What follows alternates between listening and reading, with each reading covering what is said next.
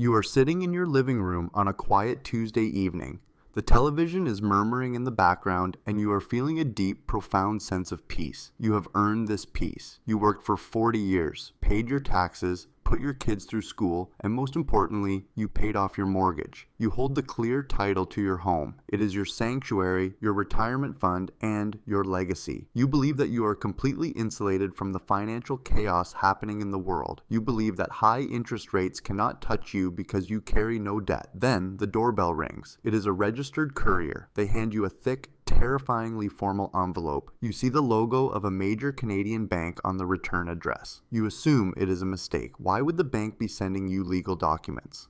When you open it, unfold the heavy paper, and your eyes lock onto a phrase that makes the room spin. Notice of default, immediate demand for payment. Statement of claim. The letter states that you owe the bank $850,000. It states that if the sum is not paid in full within 30 days, the bank will commence legal action to seize your assets, including the home you are sitting in right now. You are confused. You are terrified. You call the bank, completely convinced that this is a case of identity theft. But the cold, clinical voice of the recovery officer on the other end of the line tells you exactly why you are receiving this letter. They read you a date from 3 years ago. They read you a property address located in a distant suburb, and then they say the name of the primary borrower. It is your son, or your daughter. Welcome back to Canada Property Watch. In our last investigative report, we exposed the audit. We showed you how Canadian banks are using artificial intelligence to hunt down and recall thousands of mortgages that were obtained using fraudulent income documents and fake T4s. We explained how the algorithm is indiscriminately purging the system of bad debt.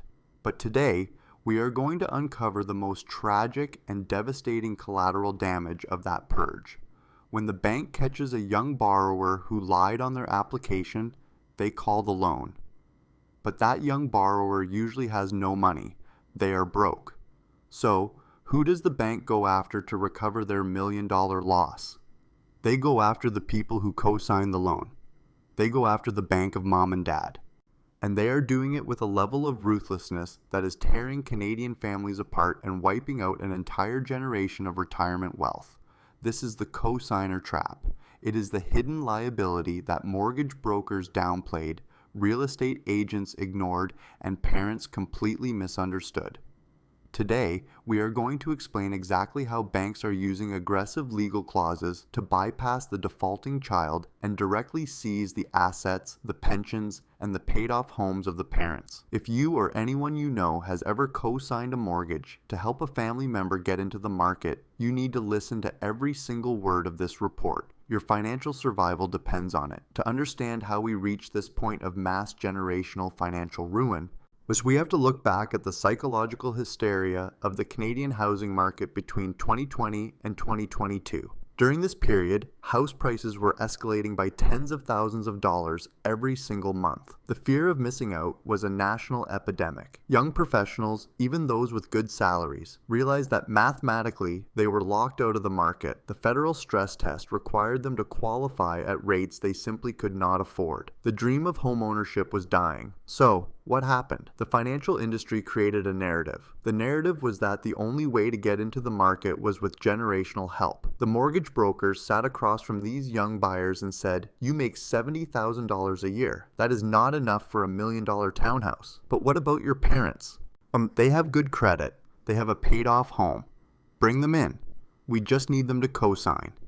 And so, the parents were brought into the glass offices. The parents who love their children and want to see them succeed listened to the smooth-talking professionals. The brokers said the words that will echo as the biggest financial lie of this decade. They said, "Do not worry. It is just a formality. It is just a signature to help them with the debt servicing ratios. You will not have to pay anything. Your child will make the monthly payments. You are just acting as a backup. In a few years, when their income goes up and the house appreciates in value, we will refinance, and we will take your name right off the mortgage. It is perfectly safe. Everyone is doing it." The parents, and wanting to give their children the same middle-class life they enjoyed, picked up the pen and signed. They thought they were giving their child a character reference. They thought they were acting as an emergency contact. They did not realize that in the eyes of the law and in the cold, hard algorithms of the banking system, they were not just helping, they were buying the debt. Let us dive deep into the legal reality of what it means to be a co-signer or a guarantor in Canada. This is the technical nightmare that lawyers are dealing with every day in the courts right now. When you co-sign a mortgage, you sign a document that includes a clause called joint and several liability. This is perhaps the most dangerous combination of words in the English legal language. Joint and several liability means that the bank views you and your child not as a team that splits the bill 50-50, but as two distinct targets who are each 100% responsible for the entire massive debt. If your child cannot pay, the bank does not ask you for half. They ask you for all of it. The bank has the absolute legal right to pursue whoever has the deepest pockets. And let us be brutally honest about how the bank views the transaction. When a 25-year-old with a small income and a 60-year-old with a paid-off house apply for a mortgage together, the bank is not lending the money to the 25-year-old. The bank is lending the money to the 60-year-old. The child is just the tenant who lives there. You, the parent, are the actual financial pillar holding up the entire million-dollar structure. You are the one carrying the risk. For a few years, while interest rates were at rock bottom, this illusion held together. The child made the payments. The parents slept soundly. But then the great deleveraging began. Interest rates skyrocketed. The trigger rates hit. The monthly payments on those variable rate mortgages doubled. Suddenly, the child who was barely scraping by on a $3,000 payment is facing a $6,000 payment. They exhaust their savings. They max out their credit cards. They borrow from friends. And finally, they break. They miss a payment. Or, as we discussed in our last video, the trigger is not the interest rate, but the audit. Imagine your child used a shady mortgage broker who inflated their income on the application to get the loan approved. Your child knew about it. But they did not tell you. They just told you to come in and sign as a co-signer. Now the bank's artificial intelligence system scans the file, detects the fake T4 tax slip, and recalls the loan immediately due to fraud. Whatever the trigger is, the moment the loan goes into default, the bank's recovery process initiates, and this is where the sheer, unadulterated ruthlessness of the banking system is exposed. When a loan defaults, the bank's recovery agents look at the file. They see the primary borrower, the child. They pull the child's credit report and see maxed out credit cards, an empty checking account, and a car loan in arrears. They realize that suing the child is a waste of time and legal fees. You cannot get blood from a stone. So the recovery agent moves their finger down the screen to the co-signer. They pull your file. They see your pristine credit score. They see your steady pension income. And most importantly, they do a title search on your primary residence and see that it has zero encumbrances. It is fully paid off. The recovery agent smiles. They have found the money.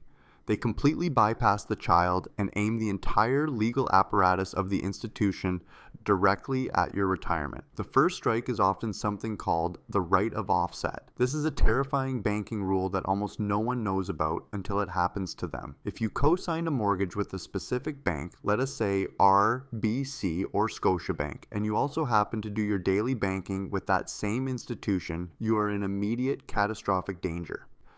The right of offset allows the bank to reach directly into your personal checking or savings accounts and seize your money without a court order, without a warning, and without your permission to satisfy a debt that is in arrears anywhere else in the bank. Imagine waking up on the day your pension is supposed to be deposited. You go to the grocery store, fill your cart, and tap your debit card. Declined.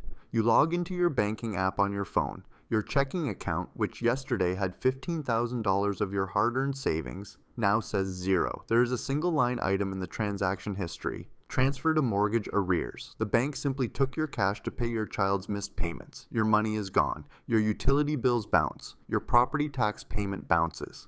You are instantly thrown into a financial crisis, and you have not even received the formal legal letter yet, but the right of offset is just the appetizer. It just covers the missed monthly payments. If the mortgage has been fully recalled, or if the property has fallen into power of sale, the bank wants the entire principal balance. And this brings us to the power of sale process and the devastating reality of the deficiency judgment. Let us walk through the exact timeline of how you lose your paid-off home. Your child's house, the one you co-signed for, goes into power of sale. The bank kicks your child out, changes the locks, and lists the property on the market. Let us say the home was purchased for $1.2 million at the peak of the market. The mortgage is $1 million. But today, the market has crashed. The bank does not care about getting a good price. They just want to liquidate the asset quickly. They sell the house for $800,000. After the bank deducts the real estate commissions, the legal fees, the property management fees, and the penalty interest, the net proceeds applied to the debt are only $750,000. But the original loan was $1 million. This leaves a shortfall, a black hole of $250,000. This is called the deficiency. In Canada, the bank will hunt you to the ends of the earth for that deficiency. The bank goes to court and obtains a deficiency judgment for $250,000. And remember, they are not going after the broke child. They are going after you, the co-signer. And the bank takes that judgment and marches over to the land registry office. They register a writ or a lien against the title of your paid-off home. Your sanctuary is now encumbered by a massive debt. But the bank does not stop there. They do not want to wait for you to die or sell the house eventually. They want their money now. So, the bank's lawyers file a motion in court to force the sale of your home to satisfy the judgment. You receive the legal papers. You hire a lawyer. You spend $20,000 trying to fight it. But your lawyer looks at the document you signed 3 years ago in the broker's office. They point to the joint and several liability clause. They tell you the brutal truth. You have no defense. You signed the contract. You guaranteed the debt. The court agrees with the bank. As the judge orders the sheriff to enforce the sale of your property, you are 65 years old. You are forced to pack up the house you lived in for 30 years. You are forced to sell it in a distressed market. After the bank takes their money, plus accumulated legal fees and interest, you are left with a fraction of your retirement wealth. You can no longer afford to buy another house. You are forced into the rental market at the worst possible time in Canadian history. Your retirement dream is dead. It was murdered by a single signature. This scenario is not a rare exception. It is happening in terrifying numbers across the country right now. The court dockets are clogging up with civil litigation cases involving major banks suing senior citizens for the deficiency judgments of their millennial children.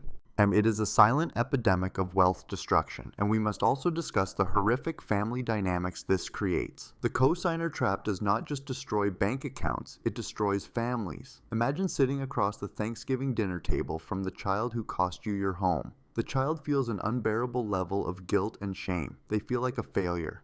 The parents feel a deep, simmering resentment. They sacrificed their golden years because their child wanted a house they could not afford. Marriages between the parents crumble under the immense stress of losing everything in their 60s.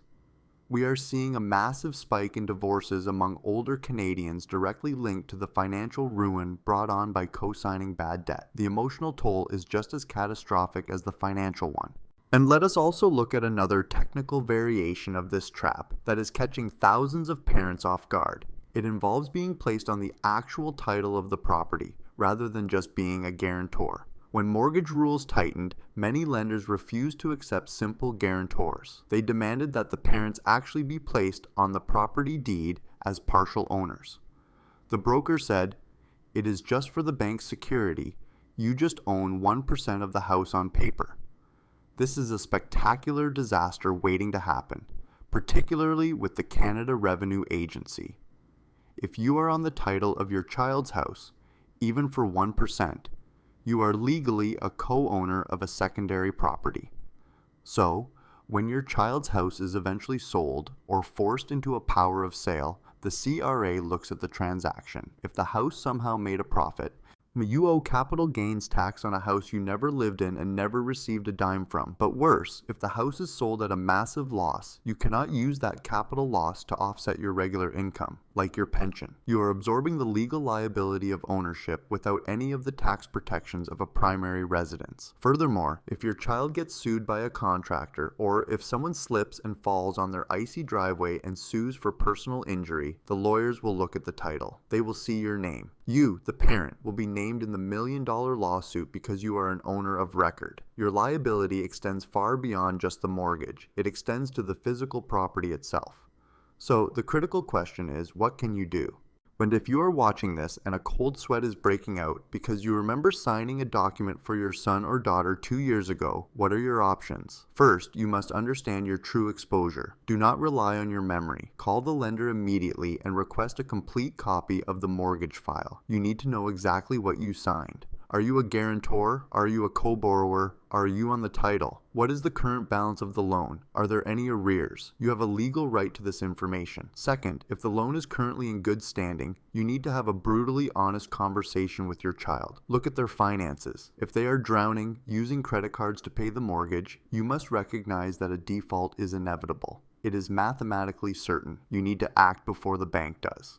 And it may be necessary to force the child to sell the house voluntarily right now, even if it means selling at a slight loss and losing their down payment. Taking a $50,000 loss today to clear the debt is infinitely better than waiting for the bank to force a sale next year, which will result in a $250,000 deficiency judgment that wipes out your retirement. You must protect the primary asset, which is your paid-off home. Third, you need to protect your liquid cash immediately. If you bank with the same institution that holds your child's mortgage, you are in the crosshairs of the right of offset. Open a new checking account at a completely different, unrelated bank or credit union. Move your savings, redirect your pension deposits, and shift your daily banking to the new institution. The bank cannot seize money from an account they do not control without a court order, which takes time. This buys you breathing room to hire a lawyer and form a strategy. We must also issue a stark warning to anyone currently being asked to co-sign. The housing market is dropping. The economic indicators are flashing red. If your child comes to you today and asks you to co-sign, the answer must be an unequivocal, absolute no. It is the hardest word a parent can say, but it is the most loving financial decision you can make. If they cannot qualify on their own, they cannot afford the house. Do not let the guilt trips from real estate agents or the tears of your children force you into signing away your financial life. You cannot help your children if you become homeless yourself. And this is the grim reality of the Canadian real estate collapse. It is not just speculators and investors losing their shirts. It is grandmothers and grandfathers losing their homes because they tried to do a good deed. The system was designed to extract every last drop of equity from the population, and the cosigner trap is the ultimate extraction tool. The banks socialize the risk of lending to unqualified buyers by transferring that risk entirely onto the shoulders of the parents. And now, the bill has come due. The great deleveraging is sweeping across the country. It is a slow, grinding process of wealth destruction. First, they audited the borrowers. Then, they rejected the renewals. And now, they are coming for the guarantors. The safety nets are being cut one by one. In our next video, we are going to expose another terrifying mechanism the financial system is using to seize assets. We have talked about the banks and the private lenders. But what happens when the government decides you owe them money? We are going to look at the skyrocketing crisis of property tax sales. We will reveal how municipalities are quietly auctioning off family homes to the highest bidder because the homeowners fell behind on their property taxes, completely wiping out both the homeowner and the mortgage lender in the process. It is a ruthless legal loophole that is catching thousands of struggling Canadians completely off guard. The collapse is not a single event. It is a series of cascading failures, and we are tracking every single one of them. Do not let the financial system catch you unprepared. Subscribe to Canada Property Watch. We read the fine print that the brokers hid from you. We analyze the court documents that the banks do not want you to see. We are here to give you the harsh, unfiltered truth about the real estate market so you can build a fortress around your wealth before the storm hits your front door. The era of easy credit is over. The era of the audit and the asset seizure is here. Protect your signature. Protect your family. Protect your home.